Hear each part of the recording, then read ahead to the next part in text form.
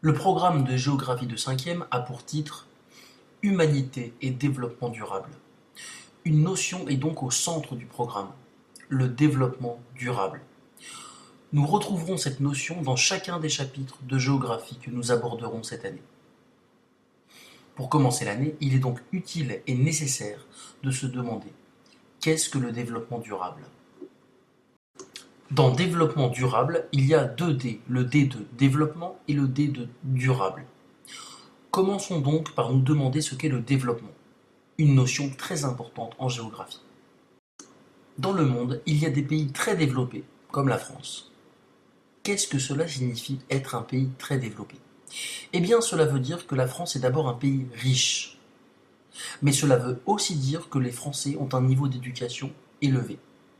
En France, tous les enfants vont à l'école et la plupart obtiennent le bac et font des études. Dire que la France est un pays développé veut aussi et enfin dire que les Français ont un très bon niveau de santé. Car en France, il y a de nombreux médecins et hôpitaux et que les frais de santé sont payés par la sécurité sociale, ce qui permet à tous de se soigner. En résumé, un pays développé comme la France est un pays dont la population a des revenus importants, mais aussi un niveau de santé et d'éducation élevé.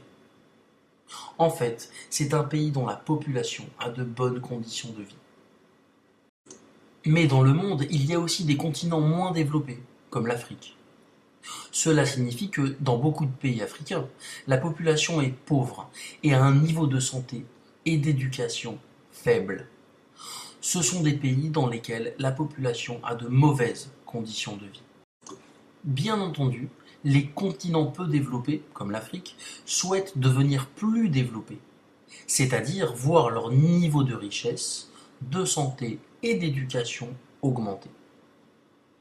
Mais pour devenir plus riches, ils devront avoir plus d'usines pour fabriquer davantage de choses.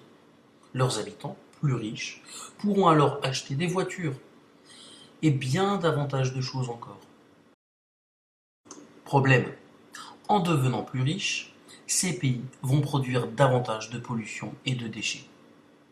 Davantage de pollution à cause des voitures et des usines, davantage de déchets car leurs habitants consommeront plus. Cette pollution et ces déchets supplémentaires s'ajouteront à ceux des pays développés comme la France, qui polluent déjà beaucoup. Le développement est donc à la fois une chose positive et négative.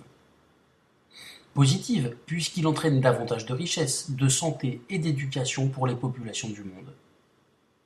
Mais négative, car l'autre phase du développement est une augmentation de la pollution et une dégradation de l'environnement. On ne peut pas demander aux hommes de renoncer à améliorer leur qualité de vie. On ne peut pas leur demander de renoncer au développement. Mais cela pose un problème. Dans ce cas, l'humanité risque de vivre sur une planète de plus en plus polluée. Alors, quelle est la solution? Polluer la Terre jusqu'à ce qu'elle devienne inhabitable, puis partir sur une autre planète? Mais nous n'avons pas de planète de rechange. Il n'y a qu'une seule Terre. En réalité, nous n'avons pas le choix. Il faut trouver une manière de nous développer, c'est-à-dire de nous enrichir et d'améliorer nos conditions de vie, qui n'entraînent pas de pollution, mais au contraire permettent de préserver l'environnement. Eh bien, c'est ce que l'on appelle le développement durable. Le développement durable, c'est en fait la réunion de trois choses. Le progrès économique, avec davantage de richesses, plus le progrès social, c'est-à-dire un meilleur niveau de santé et d'éducation, tout en préservant l'environnement.